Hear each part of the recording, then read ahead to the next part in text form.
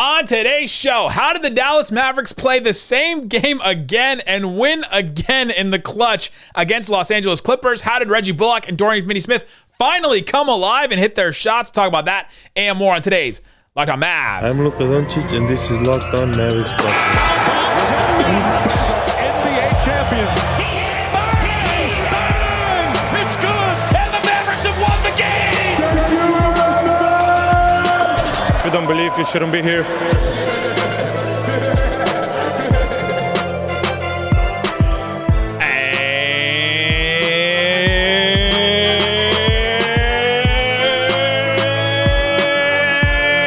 Welcome. You are locked on to the Dallas Mavericks. My name is Nick Angstadt, media member and NBA channel manager of the Locked On Podcast Network, letting it ride after a win. Thanks for making Locked On Mavs your first listen every day. We are free and available on all podcast platforms, including YouTube. But the best way you can help us grow the show is to comment anything below. Give me one reason the Mavs won this game. There's a bunch, but just give me one reason in the comment section below. And joining me, as always, my co-host, writer, contributor at Mavs.com, the cheesy chess chum, the One More Thing King. What you got for me, Isaac Harris? I do not play chess. That's only for... no, but Luka does on his phone. It's only for Luka Doncic and Bobby Karalla. They can... there are not many days that we learn a new thing about Luka, right? Like, I feel like we know a lot of things. Today, we learned that he plays chess on his phone all the time.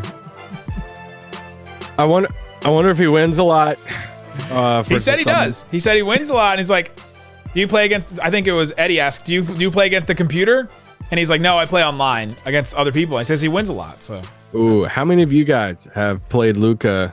What is his username? I was going to say, or whatever app he's using. I mean, if you play chess on your phone, you may have played Luka at some point. It's like Hugo69. Hugo GS60 or 77, something like that. His two dogs' names. I want to give a shout out real quick to my wife. Today was her birthday. Hey, loyal supporter to the pod. It was a big birthday too, so had some fun with it. And yeah, she came home and we celebrated her birthday right after halftime. So no joke, halftime, I turned the TV off. Because, I'm a nice husband, and celebrate birthday during the third quarter. Turn the TV back on at the end of the third quarter. Of course you did. It was your fault. What the heck happened? And I wasn't shocked because this is just who the Mavericks are. It is who the Mavs are. I also have to give a shout out for a birthday. Shout out to loyal listener Shay Hawkins and Dion Hawkins. Your birthday was today still. I'm recording on the 15th. Your birthday's today. Shout out to you guys. Thanks for listening to the pod. And wait, they just share a birthday? They're just like two friends and they're like, hey. Well, so here's the thing. It's Shay Hawkins' birthday. And then Dion was like, can you throw in a shout out for me as well? So I was like, okay. Okay. I like the saddle up, like the sidle up and get a shout out as well. Shout out to Chris and shout out to all the people that I met at the game tonight. Love when you guys come up and say you listen to the pod, Raccoon Squad, and all that. All right, Dallas Mavericks win another game in the clutch. I think they're leading the league now. I haven't looked, but I'm pretty sure they're leading the league in clutch games played. Reggie Bullock, baby. And Reggie Bullock and Dorian Finney-Smith come alive in this game. Isaac, was that the main reason why the Mavs won this game? Sure. I just love it so much for Reggie, man. This is why you don't give up on a guy. Yeah, that is a career 38% three-point shooter that just did this stuff in the playoffs and shown that like he is a good three-point shooter. And yet, there's a small portion of the fans after 12 games like, Reggie sucks. We need to replace him. It's like, come on. Play Josh Green instead of him. It's like, okay, I don't know if we're there yet with the ascension and the descension of Reggie Bullock and Josh Green. I'm not sure we were at that point yet. But this was going to come, right? Like, these guys are good shooters. We've seen over a playoff run, over seasons, over Reggie Bullock's, this is what, his 11th, 10th season in the NBA? Like, we've seen that he's a good shooter. It was going to come around at some point. It just became a floodgate. And honestly, he hits that first one. What was it? In the third quarter? He hits that. No, fourth quarter. He hits the first one in the fourth quarter with 7 minutes and 20 seconds left. The crowd was so loud at that point. It was like the entire room, the entire arena collectively knew how bad Reggie had been shooting for the last 5 or 6 games and just knew, there it is. Finally, he hits one. Finally, like the collective just like, yes. It was so loud that Me and a couple of media members were just like laughing out loud about how loud the crowd was at that point. And Bullock hits that three, and then the floodgates did open for him. He ended up hitting 4 of 8 threes. He had been shooting like, honestly, 17% or something from three over the season. And the floodgates opened up for him. Dorian hits 7 of 13. He scores 21 points, his second on the Mavs in scoring. And that's what we've been waiting for. These two guys to just finally just hit the open shots that they've been getting. Look at the 3-point attempts. This is something we tracked in the playoff run. Tell them to me. For Dorian and Reggie. Dorian attempted 13 threes in this game. That's good. Reggie Bullock, 8 threes in this game. I like that. It's good. It means they're generating these open shots, these catch and shoot shots. How many did Luka take, Isaac? Luka attempted 5. That's under 9. That's another win for your stat that you've been tracking on that. Another win for it. And the other day we were talking about how could they improve, and we were talking about if they could generate more catch and shoot unguarded shots. Yep. Because last year they were really high in that. They generated a ton of those, and they generated more in this game. It's so weird though, because if you take away Dwight's 3 points, only 5 players scored. 5 players scored 100 out of the 103 points for the Mavericks tonight. They had 1 player score off the bench. Like 1 player, just Christian Wood had 15 points. Wow. Nobody else scored off the bench. That and has they been still won such this game. the opposite that this team has been this season, where it's like Tim and Christian Wood will score off the bench and Josh Green will, but then the couple of the starters will have like 0 points. I got Tim Hardaway played 22 minutes and 0 points. Tough night. This was probably for later in the show, but Kid was playing him in offense-defense situations, like on defense late in the game. He wasn't hitting any shots, and Kid was putting him and Luka out there in defensive situations. I just don't understand that decision. Although he did have a really good foul to end the game. He fouled Batum before, Paul George could get up a 3 and foul him. So he did make a good defensive decision. So maybe it was worth it to play him, but I just don't understand putting Tim in those situations. I don't either. I do want to. Let's go back to Dorian and Reggie real quick. Gladly. I don't want to go on that whole soapbox, but especially in the first segment, they combined for 11 made threes in this game, and these two guys are going to play with Luka a ton. They're going to be starters. They're going to be starters all season long, probably. And that's the type of stuff that we got to see from them. And we got to see Luka and them generating those shots, but also those guys knocking down the shot. I mean, they're both over 50% from 3-point line tonight. And a lot of those shots were, like you said, in the fourth quarter, huge moments. This game felt really familiar, right? Like, first of all, the Mavs have played this same cycle of a game, but against the Clippers, they switch everything. Luka versus Zubats, it was just back. It felt like going back to those playoff series a couple times. Where you're like, they're just giving them the same stuff. They're getting the guys are getting open threes. Luka is getting his trapped off the screen. Luka is sometimes they're just giving him one-on-one, and it just felt very familiar. And it felt like the Mavs kind of slid back into that, and then Dorian and Reggie thankfully slid back into their playoff shooting form, and they hit a bunch of their shots. Hopefully this opens it up for them to where, okay, we got it going at home. Had a great game where they're hitting some shots, gets it going for them, and they just shoot decently over the course of this season because they need it, and it tonight shows why they needed it so bad. Yeah. So coming up after the break, let's talk about the defense that the Clippers played on Luka, because I think that was even just as similar as what happened with the Mavericks. So this pod's brought to you by Turo. Ooh. So back a few weeks ago, it was my birthday, and my wife surprised me and said, "Hey, I just got a random gift for you." And we started driving. No, tell her the first surprise. Tell them the first surprise. What's the first surprise? I just showed up at your door. I was like, "Hey." That's very true. Nick showed up at my door with his wife, and I was like, "What is going on? What are you doing here?" And then they watched our kids. We drove to this house, and we pull in their driveway, and there's a Tesla sitting there, and she's like, "Hey, I rented you a Tesla for the day," because Tesla's just way out of our whole tax bracket. All right. Yeah, so Lockdown Mavs doing well, but not that well. So I've always wanted to see what it's like to drive a Tesla, and this is where Turo came in, because my wife used Turo, and I still have the app on my phone. Turo is the world's largest car sharing marketplace. With Turo, you can book any car you want, wherever you want it, and from a community of local hosts. We got to know the host. We were talking to them the whole time. brought it back the next day, charged the car up the next day, brought it back. It was so seamless, so easy. It was really cool. So this car is owned by somebody else that you drove. Yeah. So it's it's like the Airbnb of cars. So you can go and check out all kinds of different cars. Turo.com, Turo.com. Forget boring rental cars. Find your drive at Turo.com. Also, check out Built Bar. I almost said Locked On, like Locked On bars, because it just feels like it's so synonymous with Locked On at this point. Built Bar is back. Built Bar has an incredible lineup of flavors. It's a protein bar that tastes like a candy bar. They're absolutely delicious. And ho, it's back. The Candy Cane Brownie Bar is back. Let's go. We love this bar. I really like it. It has little bits of candy cane in it, and it's not going to kill you in the macros. 17 grams of protein, which is great. 150 calories, which is low for a protein bar or a candy bar even. 8 grams of sugar. That's incredible. 8 grams of sugar. Go get yourself a box. The Candy Cane Brownie Puff, or you can just get Candy Cane Brownie. You can get Coconut Brownie is back.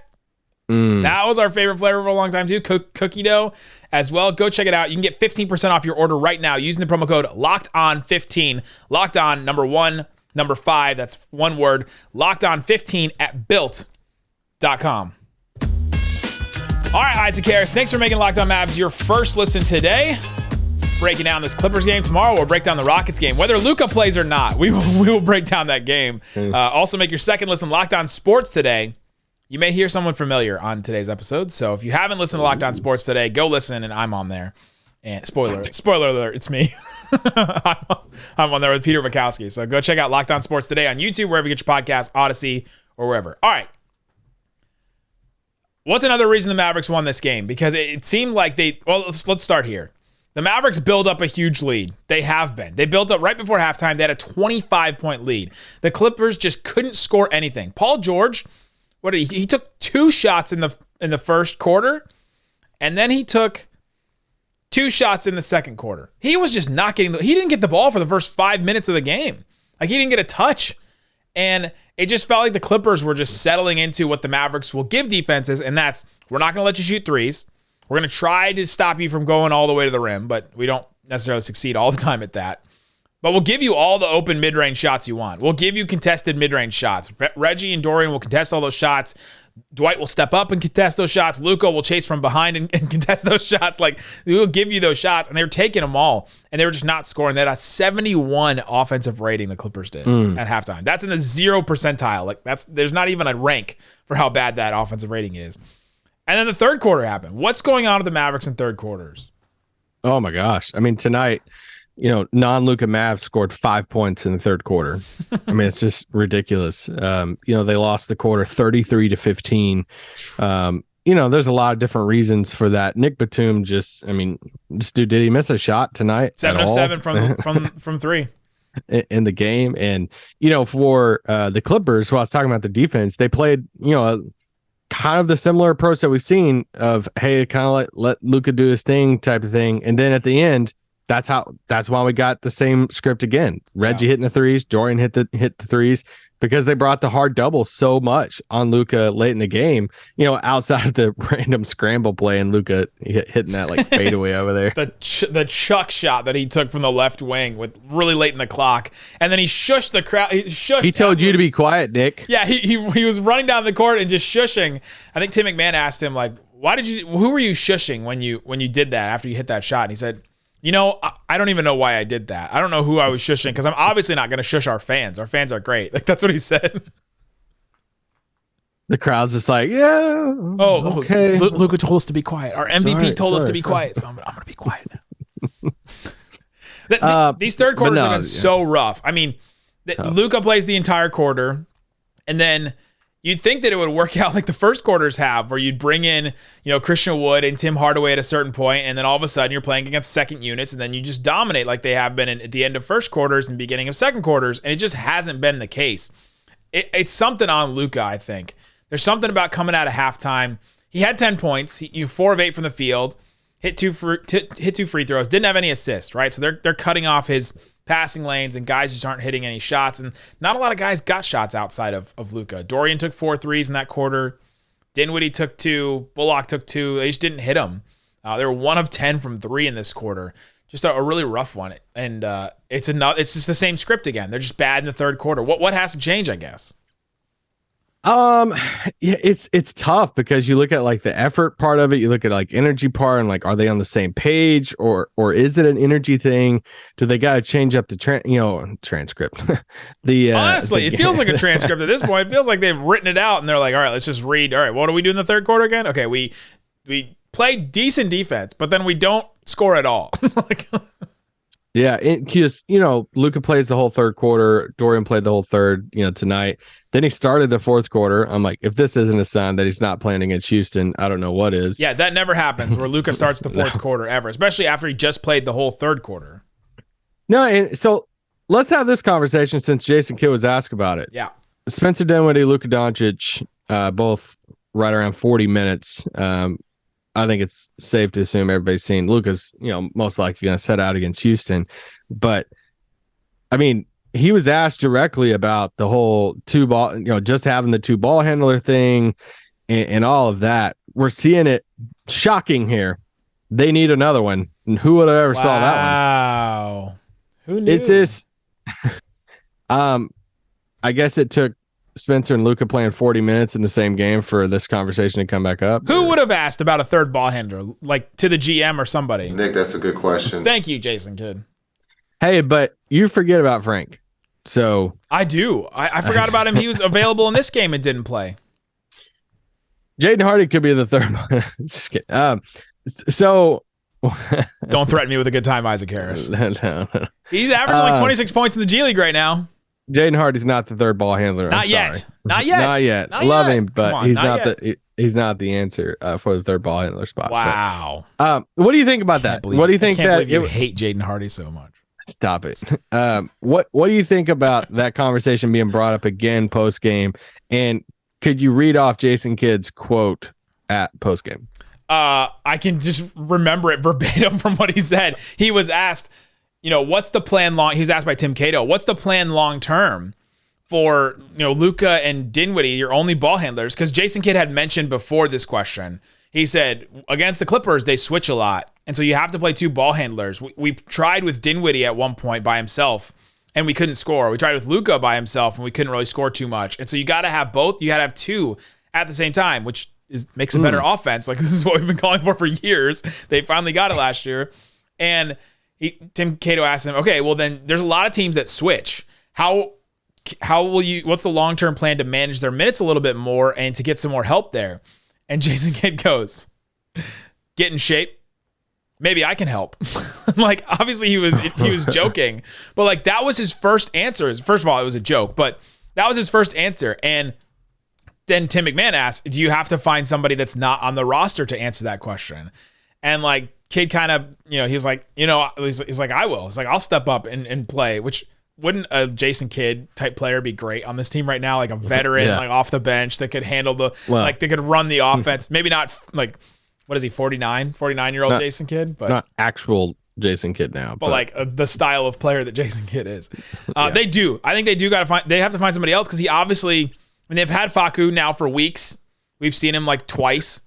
They've had Frank Ntilikina. He's been injured, but then he's been back now for a couple games, and he's just not even seeing the floor. So I think this Rockets game is probably going to be a good one where they just get to see those guys. But even if they do, and like maybe Facu has a good game, maybe Frank has a good game, I don't think Kidd thinks they're the answer because he's not playing them in general now. Like the player that is going to answer this question will play in a rotation, no matter like who else is healthy or not healthy, right? I just don't think that they have that player on the roster right now because Kidd is not like encouraged by Facu and Frank enough to play them especially in these games.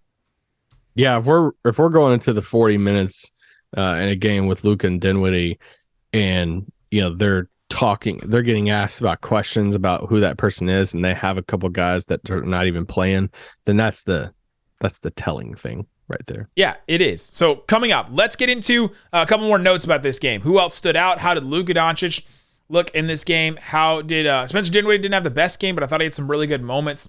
And how did the Mavericks get this win? We'll talk about that coming up. But before we do, let me tell you about BetOnline. It's the best place to check out the odds and lines inside and outside of sports. You can go there right now.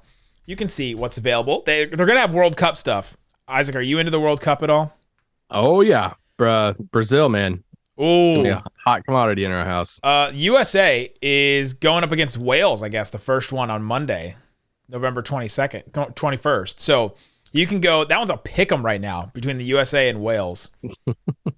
So I'm not comfortable enough to bet on it. So. Also, in soccer, I guess the lines are like way smaller if you think about it. You have Argentina is a 2-point favorite against Saudi Arabia. What's the biggest line for a game? I'm not seeing any that are. You can get a couple of different lines. Like you can get pick, like for Portugal and Uruguay, you can get a pick or a half point either way. So that's kind of interesting with soccer. There's different stuff on BetOnline. You can do basketball as well, football, college sports, all that. Check it out. It's BetOnline where the game starts. All right, Isaac Harris, thanks for making Locked On Mavs your first listen today and every day.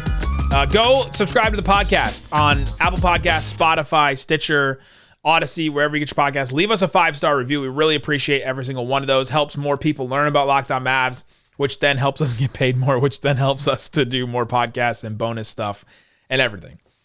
Helps me rent another Tesla. With Turo. Shout out to Turo again.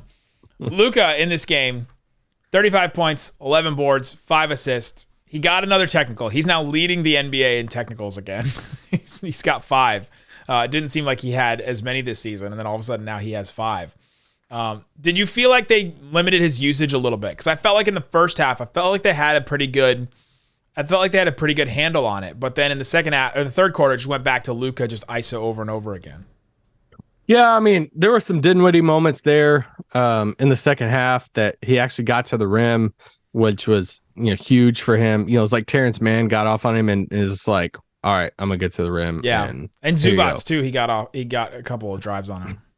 Yeah, I mean, find you somebody that looks at you the way that Luka looks at Zubats when there's the switch. I just happening. Imagine like a Sylvester from Looney Tunes looking at Tweety Bird, just like with the fork and knife, and puts the bib on, and then like, oh my gosh, it's crazy to think though that they're showing clips of the bubble like game winner and stuff, and to see one that feels like it was forever ago. Yeah, it does. And then you like see the noticeable like physical difference of Luka. Like Luka looks skinnier in that. Yeah. And it was like, wow, it feels so long ago that was. But all the matchups with the Clippers and stuff. But yeah, it did feel like they, there was a time there that Dinwiddie drove the paint. He had to switch on Zubats, and Luka was in the corner, and he just kind of like waved it off. And I'm like, oh, this is an incredible moment. That Luka's just standing in the corner and he doesn't have to like do everything. And Dinwiddie went in and got the and-1. Yeah. And it was like, let's go. Like we need more of that. Not every possession, not the end of games and all that. That's when Luka needs to be fresh. But like we need more times that Luka's on the floor, and every single time it's not going through Luka or he's falling down on the floor. Yeah, I thought that they were moving the ball more in the first half. Now, obviously, when you're scoring as well as they did in the first half, it's easier to do that when you have like the other team just can't score at all. Your confidence is sky high, and so then all of a sudden you're sharing the ball a lot more. And I felt like they had a really good rhythm. Luka still got 20 points on 11 shots in the first half and still had 7 free throws. But I felt like he was putting forth less effort to get those points than he has on certain nights, and especially in the second half. On offense, he played really good tonight. He didn't play very good on defense, and especially the fourth quarter. I mean, there were 3 possessions in a row that they scored on. That was Luka's fault. It was like a rotation. It was him not closing out in time. It's like, all right, the rest day is coming, and but yeah, he struggled a little bit defensively. Well, and that's what the Clippers are going to do, right? They switch a lot on defense, but they'll also attack you on offense, and they'll try and get the switches that they want as well. And so they brought up Luka a lot, and Luka had to defend a lot. And so this is all part of the conversation of his offensive load that he carries. He can't play the defense that they want him to play if he's having to carry everything on offense as well. Maxi Kleber goes out with an injury. He falls down super hard in the first half, like the end of this, like the middle of the second quarter or something. He felt, the beginning of the second quarter, about 8 minutes left. He takes a really hard fall, and he got the stop on defense, by the way. They called the Clippers player for a travel because Maxi scared him because he jumped up so much. But he falls down hard. He comes back into the game afterwards. Like, he checks out, then checks back into the game. But then at halftime, they decided he wouldn't return. I bring this up because he's probably going to be out for the Rockets game, so that's notable. But then also, it changed the whole dynamic with Christian Wood. And I found that really, really interesting because we've been tracking, all right, can the Mavericks get Christian Wood more involved? Can they give him a bigger role? Can they do this? And they've been really hesitant to not play Christian Wood with Maxi Kleber. And when Maxi Kleber went out, they didn't play.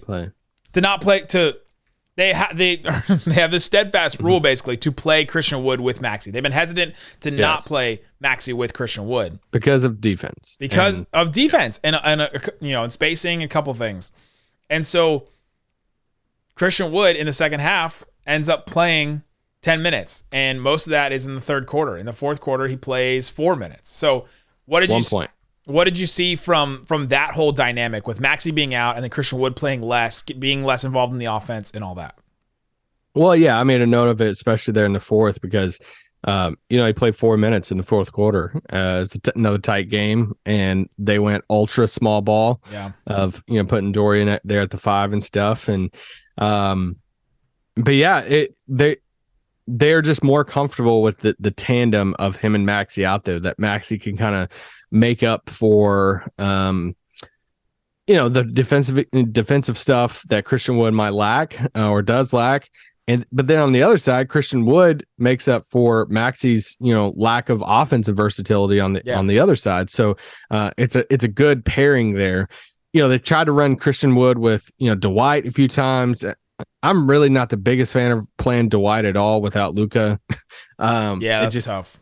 It's just like, Luka just brings the best out of Dwight, but and Christian Wood. Yeah. Well, I mean, everybody really, but I was a little surprised he didn't play a little bit more in the second half. But I mean, once again, Jason Kidd has the guys that he trusts at the end of the game. Well, so he plays. I mean, in the second half, he played. He played a total of 10 minutes, and he was a minus 14. Like, he was in that run where the Mavericks were just getting destroyed, and he just struggles on defense. And then when the Clippers put a wing on him, stop me if you've heard this before about a big man. When you put a wing on him, he couldn't post up, and he couldn't get his threes off as much because they weren't giving as much space, because he hit a couple of jump shots early. And first half, he was shooting the ball pretty well. And then he just couldn't get to any of his spots. He had a couple of he had an offensive foul, I think. He had a couple of weird fouls, weird turnovers. And then all of a sudden, like, you're in Jason Kidd's doghouse, right? He's got a very short leash right now, it seems like. And I think this Rockets game is going to be really interesting for him, because it's against this Rockets team. Luka's probably not going to play. They'll probably turn to him a little bit more. And so this is probably the chance for, like, the Christian Wood 40-point game, if there's going to be one this year. I'm just here for the Luka and Bobby content. That's all I'm here for. Will I be sad when I see it, or will I be like just happy that we had it? No, I'll be sad.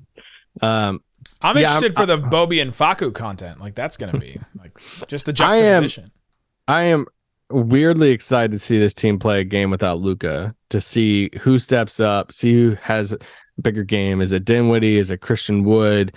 How much of the how much freedom does Christian Wood have out there without Luka, because they'll just need him to get buckets? I mean, he had that like stretch there in the first half, and you're looking at it and it's like, dang, like he's just scoring out there just with ease. But that's the whole Christian Wood experience of his like whole career. He'll have stretches, and then you see it in this like micro context of just one NBA game, to where you see a stretch and you're like, dang, he's so big, so talented. And then you see another stretch and you're like, all right, well, what happened to the other guy? But they're still trying to figure it out. We know we're seeing who Jason Kidd, trusts and stuff. And he went with that small ball lineup to close the game, and they end up winning. So no one's really going to talk about it too much except for us for the past 6 minutes. Do we have to talk about defensive stalwart Tim Hardaway Jr. again? 0 for 7 from the field. He had 3 steals in this game. The Mavericks were picking off the Clippers a lot in this game, I thought. The Clippers had 21 turnovers, and Paul George was just really bad with the ball in his hands. He had, 10 turnovers he finished the game with. It felt like they were just ready for him. Anytime they kind of doubled him or sent pressure up to him when he was handling the ball, like, it would go off his foot a couple times. He just really, really struggled. And when Kawhi is not playing like he didn't in this game and hasn't since November started, they depend on Paul George a lot more than we would think for like what's supposed to be the deepest team in the NBA. And it's very strange when he's off. That it looks like the Mavericks, right? It looks like Paul George is Luka, and then everybody else is just like standing around. And I guess Marcus Morris is Christian Wood, Reggie Jackson is Dinwiddie. Like if you just it's getting dangerous, you start applying and then Batum is Reggie Bullock because he was only shooting like 31% from three coming in this game, and then he hit 7 of 7. There were some stats in this game that you look at like team wise, and you say Dallas still won. Dallas still won after losing the total assist. Like Clippers had 3 more total assists than they did. Clippers won the rebounding battle. 40. They had 6 more rebounds than Dallas. The biggest one I talked about 15 bench points for Dallas. The Clippers had 51 bench points. Dallas had 15. Yeah, so it's like you look at that, you look at fast break points, Clippers 15, Dallas 4, and they still won. So it's just like one of those weird things that you might pick up a box score and be like, wow, how did that happen, really? You make 17 threes, you hit them late, and you play some decent like defense, and you can win a lot of games, which this Mavs team has proven over and over again and throughout the playoffs. You play decent perimeter defense, and you hit a bunch of threes, and you can win any game that you're in. And so far, they've played the most clutch games in the NBA. They've won 7 of those 11 games, which is crazy.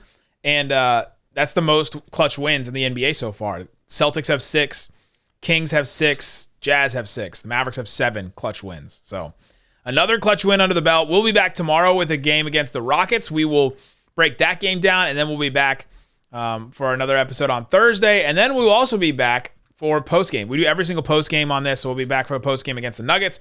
Guys, thanks so much for listening to Locked On Mavs. Make your second listen Locked On Sports today. I'll be on there with the biggest stories of the day, plus instant reaction, big game recaps, and the take of the day available on Odyssey and more. Guys, thanks so much for listening to Locked On Mavs. Peace out. Boom!